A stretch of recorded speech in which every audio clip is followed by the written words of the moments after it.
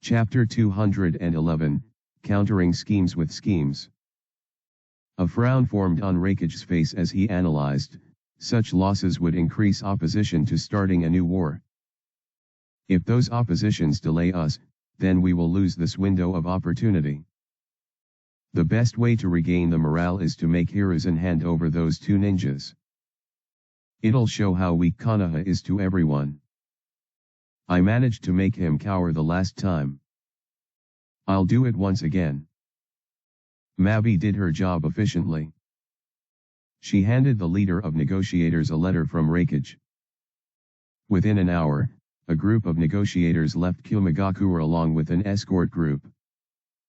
They would first stop at the Chakra metal mine where the conflict happened to confirm the report they sent back and then send the Rakich's letter to Konoha to set up a meeting and place their demands. It was nighttime when the negotiators left Kyomagakure. Their group had a few civilians, so the group moved much slower as compared to a ninja squad. Meanwhile, Rakich began preparing his army in Kyomagakure so that they could move at a moment's notice. Fujin was unaware that his fears had partially come true. He traveled the entire night and reached Konoha at 7 in the morning. As soon as he entered Konoha, Fujin maintained a sad expression on his face. He immediately went to the Hokichi's building and went to Hiruzen's office. He knocked on the door. Hiruzen heard and said, "Come in." Fujin entered. He saw a lot of papers and files on Hiruzen's table. Takayo was present as well and was arranging them. In addition, 4 Umbu ninjas were hiding in the room. Hiruzen was surprised to see Fujin so soon. He had talked with Renjiro the day before and was surprised to learn that all the seals on Fujin's house were inscribed by Fujin himself. While he was happy to know how talented Fujin was, he couldn't help but think about what he had told Fujin when Fujin had asked for the Flying Thunder God Jutsu. He thought, Tomatsu's message said that the mission might take weeks. Why is he here so soon? Did the mission go wrong? Or did he want to send a secret message? He asked, "Did something happen, Fujin? Close the door and tell me." Fujin closed the door and began reporting. He began speaking slowly in a sad voice and watery eyes, "Grandpa, we were ambushed during our mission. Inyazuka Tadashi and his ninja dog Kenta were killed. Abarame Katsumi and Heitake Ryota are missing. Squad leader Sarutobi Tomatsu was injured and lost his left leg." Hiruzen and Takayo immediately became very serious, though for different reasons. Takayo had been on edge due to the Uchiha massacre. Meanwhile, Hiruzen knew about the real nature of the mission. Hiruzen calmly said, "Fujin, stay calm and tell me everything properly. Don't miss a single detail." Fujin took a deep breath and said, "Our mission was to the land of hot water. It was issued by Matsushita Yuzuki, a noble from that country. He said that he had discovered a mine in his territory and suspected that it was a Chakra metal mine." Takayo and the Umbu in the room were shocked to hear that. A Chakra metal mine could very well cause a war. Fujin continued, "We moved quickly towards the area that Yuzuki had marked. However, when we reached very close to it, we were ambushed by more than 50 Kyomagakure ninjas. They first encircled us with 20 ninjas. Another 30 ninjas stayed a bit away to form a second ring of encirclement. A few more ninjas were hiding their chakras. I am not sure how many, but there were at least 3. All were Echinin or Jounin ranks." Everyone was surprised on hearing it. They couldn't help but wonder how Fujin made it out alive. Fujin continued, "When we tried to escape the first encirclement, they killed Tadashi and Kenta. However, they got too aggressive and were hit by Tomatsu and my fire-wind combination jutsu.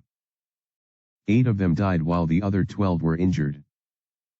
We tried to escape once again but were intercepted once again and forced to split up. I am not sure what happened with Ryota and Katsumi after that.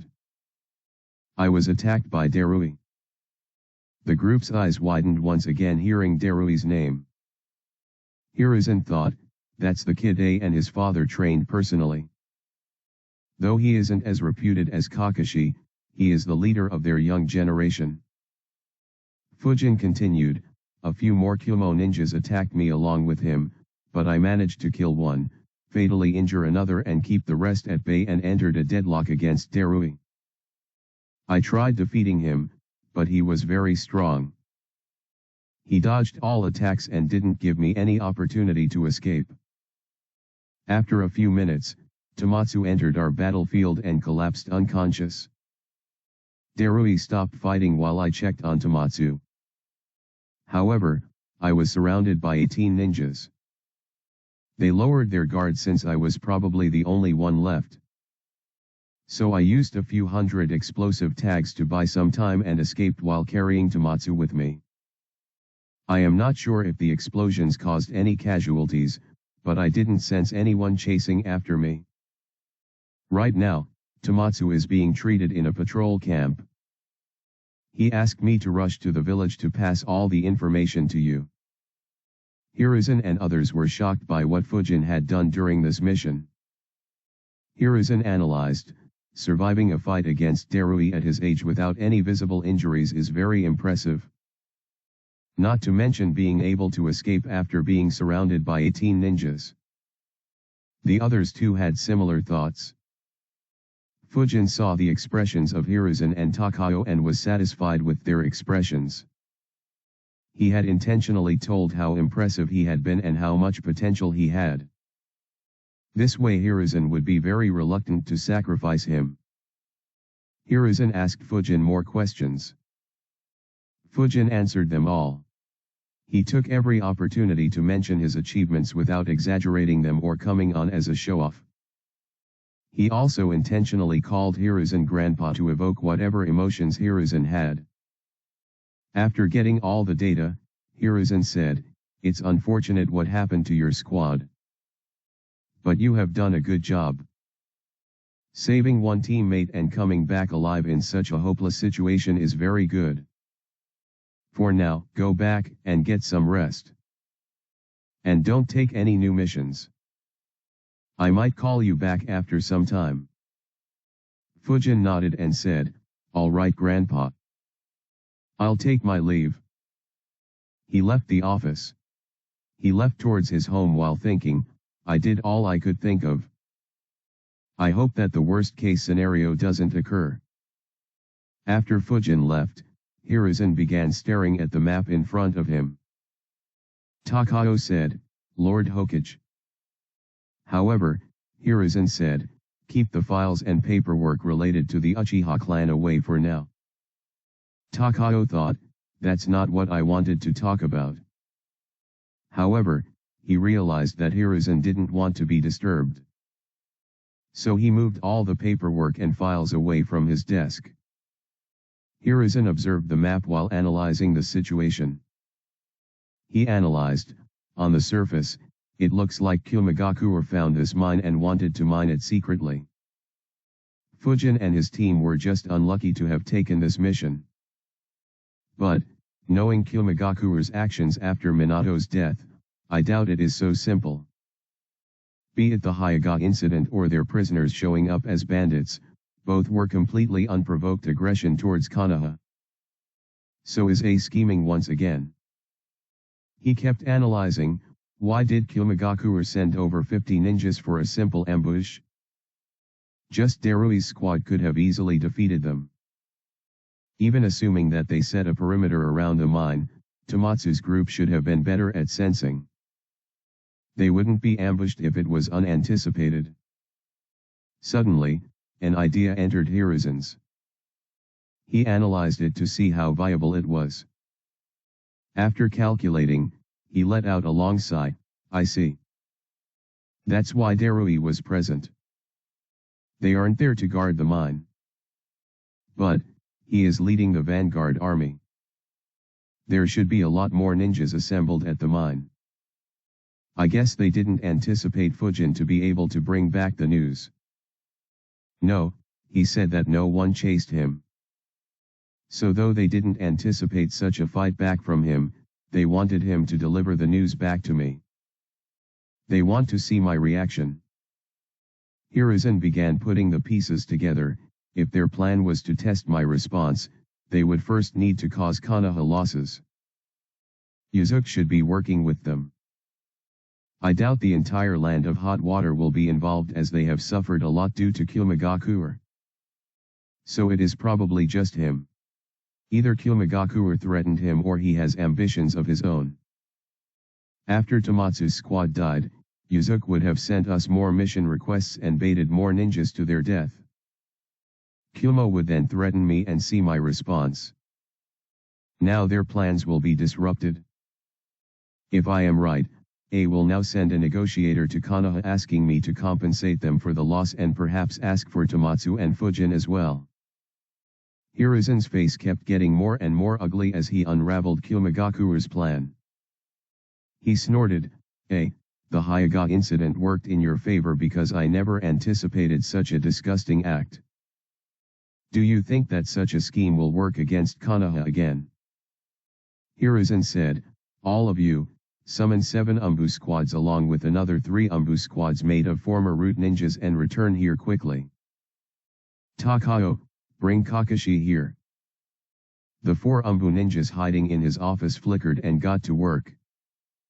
Takao nodded and left the office as well. Hiruzen grabbed a scroll and began writing in it. After writing the message, he closed the scroll and sealed it. He waved hand signs and slammed his hand on the desk. A monkey appeared in front of him. Hiruzen handed him the scroll and said, "Deliver this scroll as soon as you can. Preferably do it today." The monkey took the scroll and checked it. He said in a childish voice, "Got it?" He disappeared in smoke along with the scroll.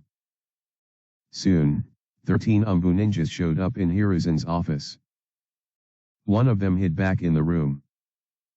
Hiruzen passed a scroll to them and said, "In the land of hot water, there is a noble called Matsushita Yuzuki. His details are in the scroll. Kill him and everyone with him. Burn every document in his mansion and don't leave any evidence behind.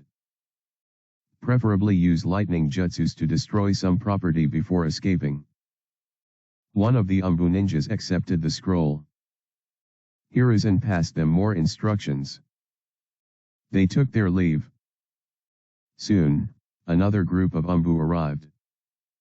This time, there were 31 ninjas.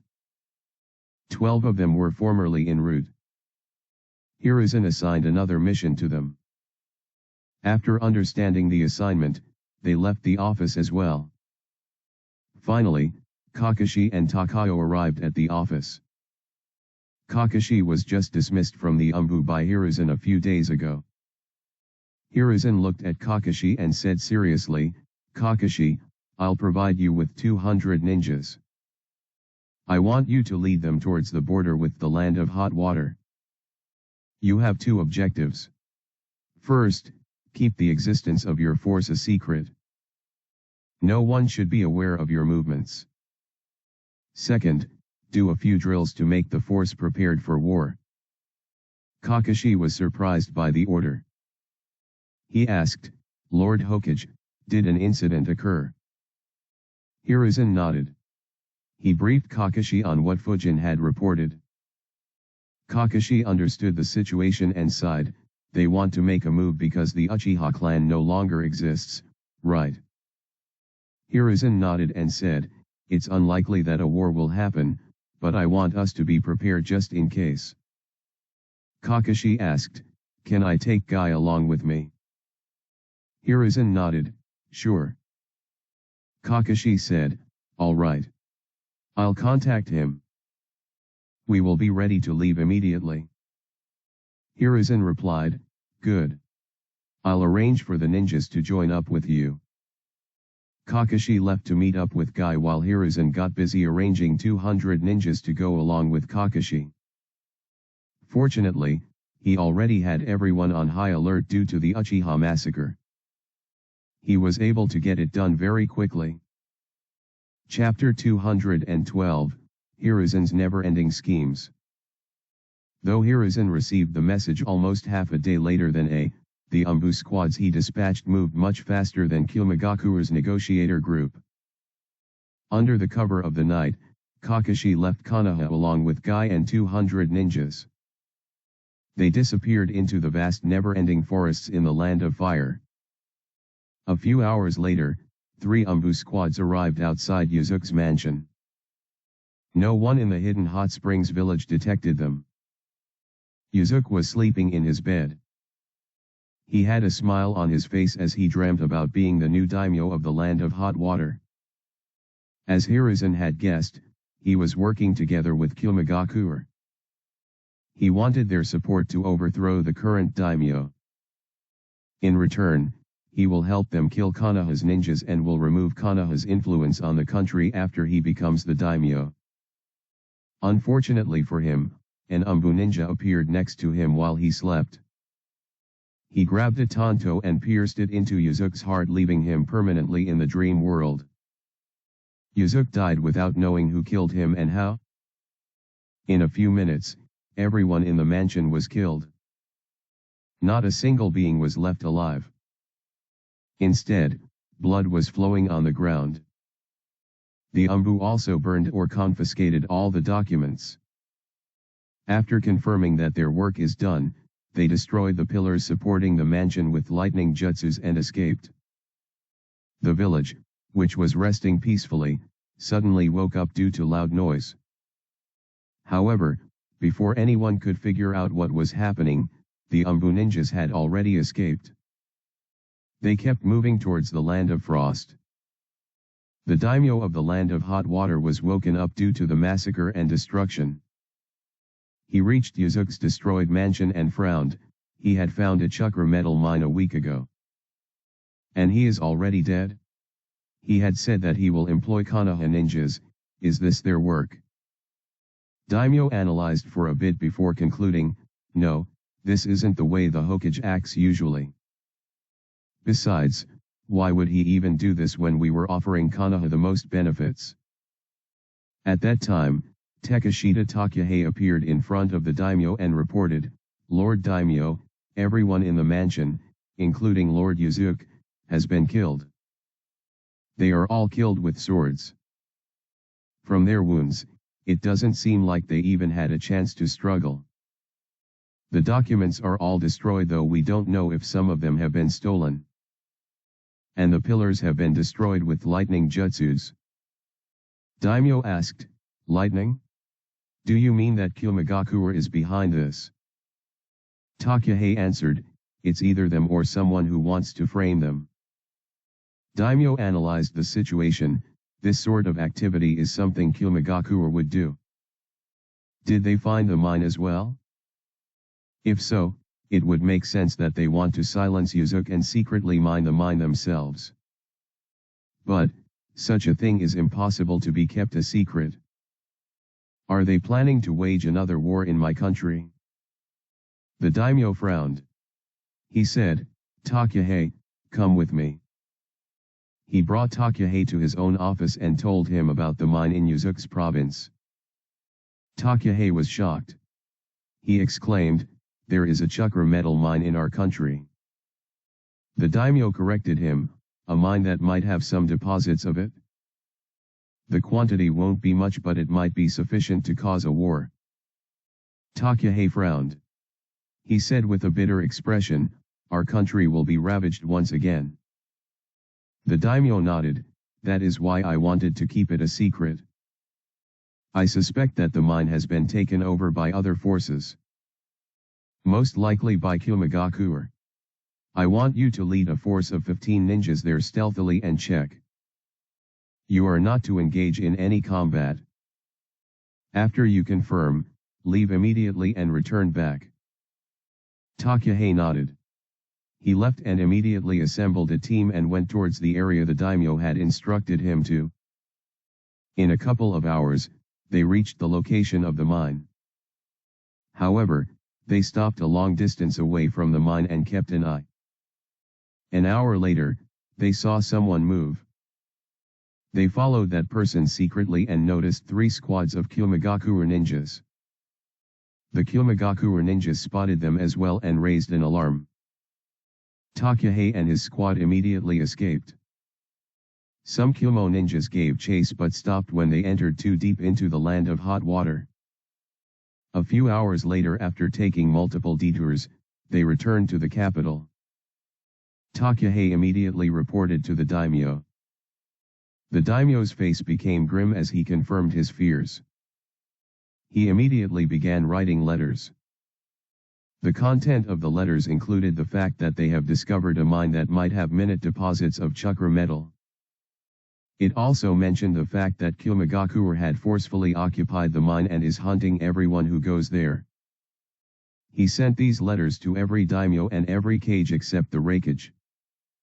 When Hiruzen received the letter the following morning, a smile formed on his face. He thought, the result of killing Yuzuki was exactly what I envisioned and desired. Though Kiri is in a mess and might not make a move, Suna and Iwa will not want to see such a mine in the hands of Kyomagakure. The villages and daimyos still remember the trauma of the last war, so they wouldn't want a new war. Everyone will apply pressure on Kyomagakure. If they step back, then the control of this mine should be handed to the Land of Iron. If they don't, then they will have to face the combined might of all villages. Both the scenarios are favorable for Konoha. In order to ensure that his speculations come true, Hiruzen wrote a letter to the Land of Iron's leader, Mifune. The letter stated Konoha's desire for peace and its support for having the Land of Iron mining the newly discovered mine as a neutral country. The second group of 7 Umbu squads sent by Hiruzen headed straight towards the Land of Lightning. Though the trip took longer, they infiltrated the Land of Lightning before the group of negotiators left the country. They stayed far away from Kyomagakure. Instead, they disguised themselves and mixed among the common people. Yojeo was among these Umbu ninjas. She transformed herself into a middle-aged woman and went into the market. She began buying groceries as normal. As she did, she began having short interactions with the other ladies in the market who were also buying groceries. During one such conversation, she sighed and said, "I heard that Raikage-sama wants to start a war with Konohagakure." The lady was surprised. A couple more around them heard her as well. She asked, "He does? Haven't we been very peaceful lately?" Yojeo nodded and said, "I heard that he sent 60 ninjas to the Land of Hot Water to kill 5 Konoha ninjas. However, they were defeated by an 11-year-old kid. 13 of our brave ninjas died due to it." The other ladies were shocked to hear it. They joined the conversation, "Is it true?" Yojeo nodded and said, "Yeah, my husband used to work in Lord Raikage's office. He still has some contacts there. I am worried that if we suffered so much at the hands of just an 11-year-old kid, how many losses will we have against the whole might of Konoha?" The scenario Yojeo painted shocked the ladies. They talked a bit more before leaving. Yojeo quickly changed her disguise and went to another market. In the same way, all the other 27 Umbu ninjas spread misinformation in the villages in the Land of Lightning. They hyped up Fujin's actions while making everyone think subconsciously that Kyomo's forces were weak. A few even propagated the fear of Konoha invading the Land of Lightning if the Raikage went to war. Slowly, the people who heard the information began gossiping with the ones who hadn't. The news spread through the entire Land of Lightning like a raging wildfire, igniting conversations and emotions of common people. As the rumors spread, they became more and more preposterous. Fear spread among the people in the Land of Lightning. Unfortunately for A, he would remain unaware of this development until it was too late. While the Umbu ninjas were doing their task, a monkey was roaming in the Land of Rice. He had been searching for a man for 2 days. Finally, he managed to locate him. The area was a complete mess. It looked as if someone had blown up an underground base. The monkey landed next to the man and handed him the scroll. He said in his childish voice, "Lord Hokage wants you to act on this immediately." The man opened the scroll and read its contents. His eyes widened before returning to their usual size. He sighed and said, "Another war. All right, tell him that I'll get it done." Chapter 213, A Natural Calamity. The monkey ended his summoning and disappeared into a cloud of smoke. The man looked in the direction of the land of hot water. His location was already quite close to the land of hot water. He sighed once again and began moving towards the land of hot water. Within a few hours, he reached the area where the Kyumo ninjas had set up a perimeter. He began sensing the area and scratched his chin while planning. Sensei's analysis was on point. There are over 250 ninjas from Kyumigakure over here. Now, how should I deal with them? He formulated a plan and decided to stay hidden until the night. None of the Kyumigakure ninjas noticed him. The Kyumigakure ninjas had a change in leadership. Hari still stayed as the advisor as this was his idea. But Darui, Si, and Samui were called back to Kyumigakure. Instead, 2 elite jounins were sent to replace them. Soon, it was night. The Kyumo ninjas changed shifts. Around 60 ninjas began manning the perimeter while the others went to sleep. The Kyumo ninjas guarding the mine hadn't faced much threat.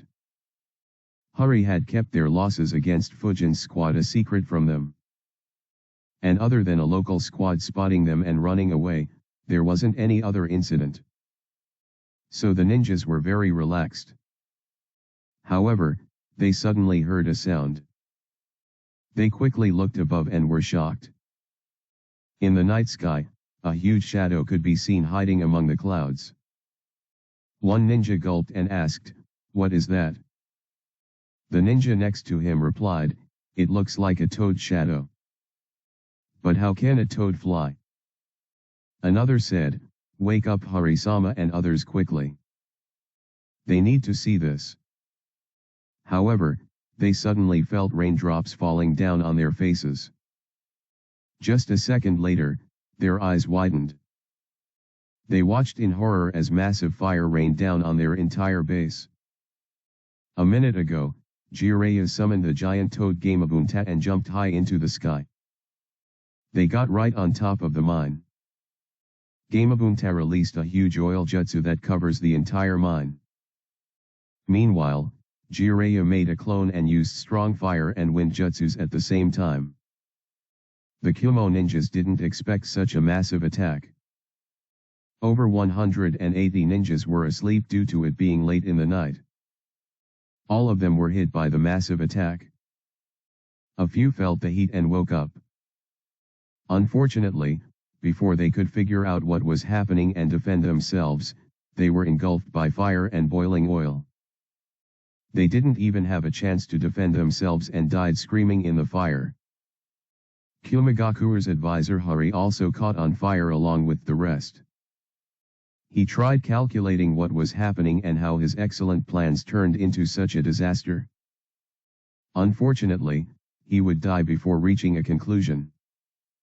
The ninjas who were on patrol too weren't strong enough to defend against such an attack. A majority of them died without forming any jutsus. A few used defensive jutsus, but the huge scale of the jutsu meant that they didn't last even a few seconds. Only a dozen or so ninjas managed to escape underground.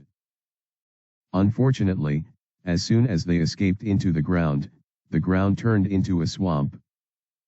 All of them were trapped in it. Soon, the hot oil mixed in the swamp. They had the worst fate among all the Kyumo ninjas as they slowly felt their surroundings heating up and cooking their bodies. A few yelled in terror, however, the swamp poured into their mouths and gagged them when they opened it to yell. Gamabunta landed a bit away from all the fire. The trees in the vicinity were destroyed due to his landing. A massive fire was spreading through the area. At the same time, it began raining heavily. Jiraiya asked, "Bunta, are any of them alive?" Gamabunta replied, "A few in the swamp are still struggling. Though they should die soon." He looked at Jiraiya and asked, "Is it already the start of the fourth great ninja war?" Jiraiya replied, "Sensei said no. I guess he wanted this to be done to prevent it. We have to extinguish all our traces before leaving and make it seem like a natural calamity or an accident." Gamabunta complained, "So we'd have to now douse this entire fire." Jiraiya replied, "Yes, and we also have to destroy this mine." Gamabunta sighed. Soon, the last of the Kumo ninjas died. Gamabunta jumped into the sky once again and shot huge water bullets down at the mine. The water bullet doused the raging fire. The power behind the water bullet damaged the mine as well. Gamabunta repeated this a few more times until the entire mine collapsed. The dead bodies of Kumo ninjas were already cremated by the fire. Whatever was left was crushed by the powerful water bullets. When the mines collapsed, the camps and the remains of all the Kumo ninjas were buried deep within the mine. It would be difficult to distinguish their ashes from the soil. Even the swamp that Jiraiya's clone had created was destroyed by the water bullets. Half an hour later, Jiraiya and Gamabunta observed the mining site. It was completely wrecked. There were no signs of human settlements. Instead, it looked as if God had condemned this place. The ground was sinking into the mine and the entire area was flooded with water. The rains had intensified and lightning was striking occasionally. Satisfied with the destruction, Gamabunta went back to Mount Miyaboku while Jiraiya escaped. The entire mine had been destroyed and not a single person knew what happened there. The ninjas from the land of hot water were asked to stay clear of this place. The daimyo didn't want to take any unnecessary casualties. However, there were 12 people who were staying in the surrounding villages who noticed the anomalies happening around the area of the mine. They immediately rushed towards the mine. While rushing, those 12 ninjas met with each other and went together. When they reached the location, shock could be seen on their faces. However, soon their faces returned to normal. One of them said, "This is exactly like Lord Hokage said it would be." The others nodded. This group was the 3 Umbu squads that destroyed Yuzuki's mansion a couple of nights ago. One of them said, "It's time to execute the next step of the mission." They immediately rushed towards the Land of Frost. The remaining 7 Umbu squads who were spreading rumors in the Land of Lightning had completed their task and withdrawn to a location in the Land of Frost. The group of 3 Umbu squads who were rushing into the Land of Frost were heading exactly to that location as directed by Hiruzen. On meeting up, the Umbu who witnessed the havoc that Jiraiya had left told the rest about the destruction they had witnessed. After telling all the specifics, all 40 Umbu ninjas headed back towards the Land of Lightning. They infiltrated the Land of Lightning once again with the same mission but different rumors. Once again, the Umbu ninjas began spreading a variety of rumors in various disguises and in numerous villages. All of them said that their great Lord Raikage had found a chakra metal mine. They said that the mine would make Kumagakure the strongest ninja village in the world. However, the following part was reported differently by the Umbu ninjas. Around half of them said that the other villages weren't happy and were afraid of how ambitious the Raikage was. So the 4th Mizukage showed up with his elite ninjas and killed all Kumo ninjas who were protecting the mine. He still wasn't satisfied, so he transformed into the 3-tailed beast abomination and destroyed the entire mine. Some said that the gods were angered by how power-hungry the Raikage was. So they decided to punish Kyomagakure for his crimes by unleashing a catastrophic calamity on the mine and the ninjas guarding that mine. A couple of Umbu said that the 11-year-old boy who had earlier killed 60 Kyomo ninjas was angry that Kyomagakure killed his teammates. So he returned to destroy the mine and slaughter everyone. In this way, multiple imaginative rumors were spread throughout the country. The common citizens were intrigued and worried by such news. They couldn't help but discuss it further among themselves. In no time, these rumors began spreading alongside the previous rumors. Unknown to him, A's reputation kept taking a hit. Around the time that the Umbu ninjas infiltrated the Land of Lightning again, Mabi headed into the Raikage's office. Her face was grim. Chapter 214, A's Rage. A noticed Mabi's expression and a frown formed on his face. Mabi said, "Raikage-sama, we have bad news." A asked, "What happened this time?" Mabi said, "Various rumors are spreading throughout the country about the clash between Konoha ninjas and our forces." A shouted in anger, "What? I told you to keep it a secret. How did that information spread?" Mabi quickly answered, "I kept it a secret. I am sure that Advisor Hari did too. I did some analysis and I believe that the rumors haven't started in our village. Instead, they have entered our village from the outside." A asked, "What do you mean by outside?"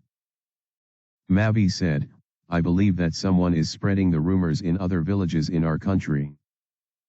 The rumors reached our village while spreading through them." A was stunned. However, he soon realized. He got angry and once again smashed his desk while shouting, "That damned Hiruzen." Mabi sighed in her mind thinking, "I just replaced that old desk." However, she agreed with his analysis. She too believed that Konoha was spreading these rumors. She said, "Raikage-sama, the rumors themselves are worrying. While some rumors say the truth, a majority of them say that our 60 ninja force was defeated by one young Konoha ninja. Some even say that they were defeated by a kid who hadn't even graduated yet from the academy." A's eyes widened. His rage grew further. He stood up. A lightning cloak appeared around him as he cursed, "First those bastards spread rumors and then they dare to defame us." Before he could speak more, Mabi said, "That's not all, Raikage-sama. There is another worrying situation." A asked, "What else?" Mabi said, "I haven't received any communications from Advisor Hari. His report should have arrived a couple of hours ago." A calmed down and became serious on hearing that. He had sent 2 elite jounin, dozens of jounins, more than 200 chinins and an advisor to the mine. If anything happened to them or the mine, then the losses would be severe. He didn't want to act on emotions on such a serious matter. He said, "The messenger birds could get lost at times. Are you sure that it is something to be worried about?" Mabi replied, "I just have a bad feeling, Raikage-sama." A thought for a bit and said, "Wait till this afternoon. If Hari doesn't send a message once more, then have Darui's team check on them. In the meantime, arrange for some ninjas to explore the villages in our country. Eliminate any of those Konoha scum spreading rumors." Mabi nodded and immediately left. She informed Darui's group to be ready. And she dispatched a dozen squads to scout the country for anyone spreading the rumors. The Umbu from Konoha were aware that they would be suspected this time. So they just spread rumors for around 6 hours before escaping. The Kyomagakure ninjas had to search the huge country and didn't know where to start. So the Umbu ended up escaping even before the Kyomagakure ninjas reached anywhere close to them. Having completed their mission successfully, all 10 squads left the Land of Lightning safely and began returning to Konoha. A's day kept on getting worse.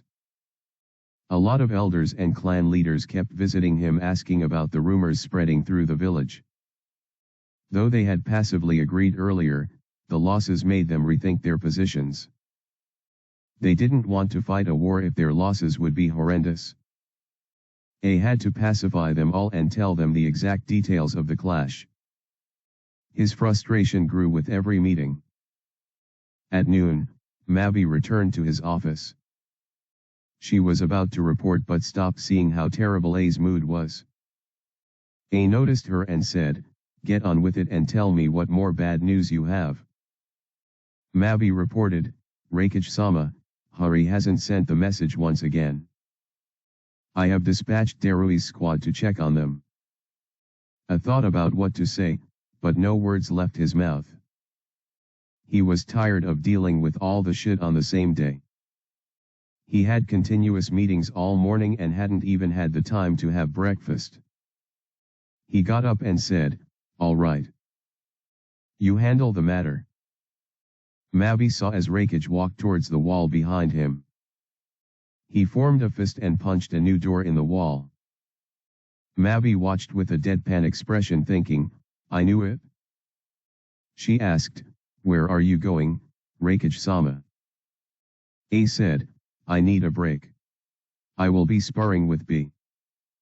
If anyone has any complaints or worries, send them there if they dare to come." He immediately disappeared. Normally, Mavi would chuckle whenever this happens. Whenever A was overburdened by village politics, he would go to B and fight against his tailed beast form. No elder or clan head or advisor would dare to go close to their fight. It was A's way of telling them to shut their mouths and demonstrating his and his brother's power. Unfortunately, Mavi couldn't chuckle. She was troubled by the situation herself. She sighed, "What a mess. We haven't even started the war yet and just made 2 moves and still have to deal with such a headache. We underestimated Konoha due to the previous incident. I hope that nothing bad happens again." B was writing a few rap lines in his book when A landed in front of him with a huge force and sent dust flying. A looked at B and said, "B, we are sparring. Use your full strength." B had heard the rumors going around in the village. He knew that A would be extremely frustrated. He said, yo, brother, what's good? You look mad stressed, man. Come spar with your brother B and let's ease that tension." A was even more annoyed due to B's rapping. He immediately activated his lightning chakra mode. At the same time, Jayaki's giant octopus tentacles appeared behind B as he transformed into Jayaki. Both began sparring at their full power. Their spar continued through the entire afternoon and destroyed a few mountains while creating a few new valleys. After ending the spar, they went to B's home for a late lunch. The spar and the break from others helped A relax. But B could still see that he was worried and his mind wasn't on the food he was eating. In order to get it off his mind, B asked, "So, what's the dealio? Why you lookin' like you just saw a ghost or something?" A sighed and explained the situation. He explained his plan to start a new war with Konoha, Hiruzen's tactics and annoyance caused by the elders and clan leaders from their village. B nodded and said, "Oh snap, now that is quite a mess indeed. But you still wanna push forward, huh?" A nodded and said, "It is for our village's prosperity." B argued, I feel you. But let me ask you this, do we need to keep being so aggressive? The village has been chillin' lately, why not take a step back and enjoy the peace?" A said, "This peace is only temporary. A new great war will eventually start. Konoha and Suna are in an alliance. If Konoha manages to convince Iwa and Kiri to make a move against us, we will be in a tough spot. Anyways, I have to leave. I can't leave the office for too long. Having finished his food, A began leaving. B looked at his back and said, "Just remember, brother, even if something goes wrong, we got each other's backs. We'll fix it together." A smiled and nodded before disappearing. He soon appeared in his office. However, his smile disappeared even before he entered his office. He entered his office from the same hole that he created and saw every elder, clan head and advisor in his office waiting for him. He looked at Mabi, who had a helpless expression on her face. Before A could say anything, an old man asked, "Lord Rakage, is it about time for you to inform us about the important events? Or do you plan to keep us in the dark until the very end?" A frowned. Though he didn't always inform others about his plans, he was confused about why they decided to gather together and confront him. More importantly, the identity of the old man was very sensitive. He was Inajima, an advisor to his father, the third Rakage. He asked, "What do you mean?" Mabi stepped forward and informed, "Rakage-sama, some of the ninjas I dispatched returned back to the village. They said that there are a lot more rumors spreading around in the country." A asked, "It's just some rumors. I can understand common people being scared of them, but why are you giving it unnecessary attention?" Inajima said, "It is due to the nature of those rumors. Though some of them are ridiculous, all of them say one thing in common." Inajima stopped speaking and observed A's expression. Unfortunately, he couldn't gauge what A was thinking. A waited for a few seconds and shouted aggressively, "Stop testing me and just speak." Inajima said, "They say that all the ninjas we sent to the mine have been wiped out. The mine itself has also been destroyed." A was stunned. Chapter 215, Elite Jounin Promotion? A immediately shouted, "Who is spreading such nonsense?" Mabi replied, "I believe it's the same group that spread the earlier rumors, Rakage-sama." Inajima interrupted their conversation and said, "Stop speaking among yourself and tell us whether it is the truth or not. Losing 255 ninjas will be a huge loss even during wartime. We have never ever had such a loss during peacetime."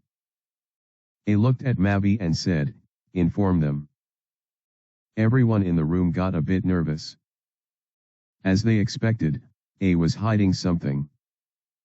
Mabi said, "We haven't received any communications from Hari since this morning. I have dispatched Darui's squad to check whether they are fine. We will need to wait until they return to find out if something has happened or if the communications have been cut off somehow." The room got restless on hearing that. They began feeling that those ridiculous rumors had some truth to them. One of the elders complained, How can you hide such huge news from us?" A snorted, "Messages not reaching is a very common thing. I didn't think there was anything to be concerned about. You old fellows need to stop wasting your and my time on the rumors Hiruzen is spreading and instead prepare for war." However, Inajima argued, "First we need to know the truth of this incident. If our ninjas have all been killed, then we won't support the war. Instead, our focus should be on getting justice for the lives of our ninjas." Every leader in the room agreed with him. They discussed important matters for some time before ending the meeting. After they left, A's rage went through the roof. Mabi quickly said, "Calm down, Rakage-sama." A said, "These old cowards are the reason why I couldn't launch a full-scale offensive against Konoha during the Hyuga incident. These bastards will stop me again this time too." Anger could be felt in his voice. He looked at Mabi and said, "Send a few more squads after Darui. Hiruzen must be scheming something to spread rumors like these." Mabi nodded and left. Later that day, the negotiator group that had left Kumigakura a few days ago reached the location of the mine. However, they were shocked by what they were witnessing. One of them asked, "Hey, isn't this place supposed to be a mine?" The person next to him nodded, "It is. And more than 250 ninjas are supposed to be guarding it." The ninjas in the group immediately began inspecting the place. They searched a lot but didn't find a single ninja on the site. The mine was destroyed as well. They immediately began sending messages to Kumagakure. After sending messages, they moved away quite a distance from the site and set up a camp. The entire group was highly alert. Around the same time, a small toad landed in Hiruzen's office and handed him a scroll. Hiruzen opened and read it. A small smile formed on his face. He said, "Takayo, call Fujin here. And you can go home." Takayo nodded and left. Hiruzen analyzed, "Now every move I planned has been played. A's position will be a mess. He shouldn't be able to start a war. If he tries to blame Konoha, I will refuse the fact that we took any such mission to the mine. The only loose end is that he might have the dead bodies of Katsumi and Ryota. If he does, he can use them as evidence. Though even if he does, I can think of a dozen methods to turn that against him and turn the situation in our favor." Though it was getting late, Fujin was still in the training ground. Sweat could be seen on his face and his breath was heavy. Fujin calmed himself down and bit his thumb, making it bleed. He made the snake hand seal once again and slammed his hands on the ground. Summoning Jutsu, Rashomon. A large gate with a frightening demonic face on it appeared from the ground in front of Fujin. Fujin began breathing heavily once again, but a smile could be seen on his face. He thought, "Great. I managed to successfully summon it 5 times in a row. This jutsu can be considered as being learned." He made a hand seal and a shadow clone appeared next to him. The clone flickered on the other side of the gate and shot a vacuum cannon at it. The vacuum cannon hit the gate right at the center. It caused a small dent in the Rashomon gate, couldn't break through it. Fujin was surprised. He analyzed, "I didn't think that this jutsu would be able to make a dent in Rashomon. Is my Rashomon weaker?" Fujin thought for a while but couldn't reach any conclusion. He thought, "The only memories of Rashomon I have are Orochimaru and Hashirama using it. Both are in a different league compared to me and they were trying to stop Kurama's attacks. Leave it. I haven't seen anything stop my vacuum bullet so far. This strength should be plenty FO." Fujin suddenly got alert and looked towards his left. His eyes began glowing blue as he thought, "What is he doing here?" Fujin's clone and the Rashomon gate disappeared. In a few seconds, Takayo appeared in his eyesight. Takayo saw Fujin and said, "Fujin, Hokage-sama has called you to his office." Fujin said, "All right. Thank you for delivering the message." Takayo observed the training ground.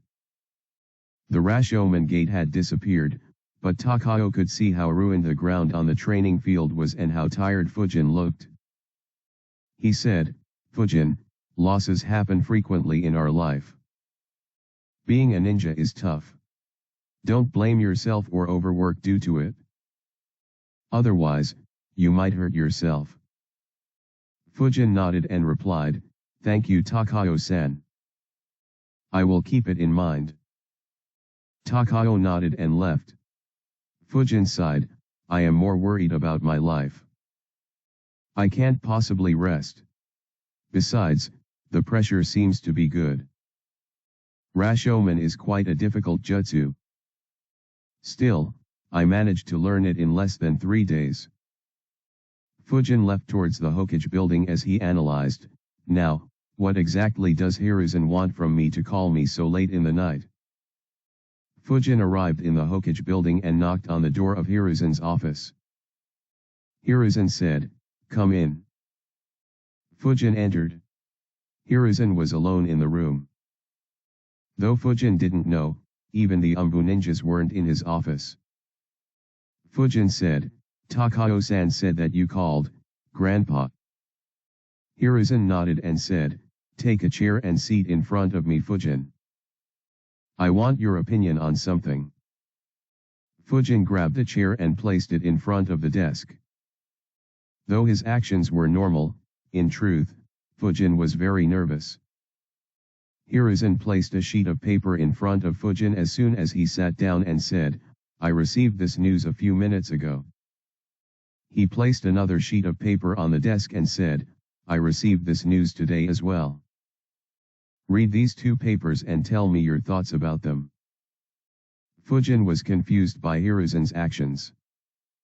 He had thought of a lot of possibilities, but he never imagined that Hiruzen wanted him to analyze some reports. Fujin grabbed the first sheet of paper and began reading. Immediately his eyes widened at what was written. He looked at Hiruzen in disbelief, but Hiruzen didn't have any expression on his face. Fujin began reading again. The paper mentioned that the Chakra metal mine was completely destroyed and no one was around the mine. Fujin immediately began reading the second paper. His expression became peculiar on reading it, as it mentioned the rumors spreading through the land of fire. Fujin easily figured out that they were talking about him. He couldn't help but wonder, "I am this awesome? Why didn't I know about it?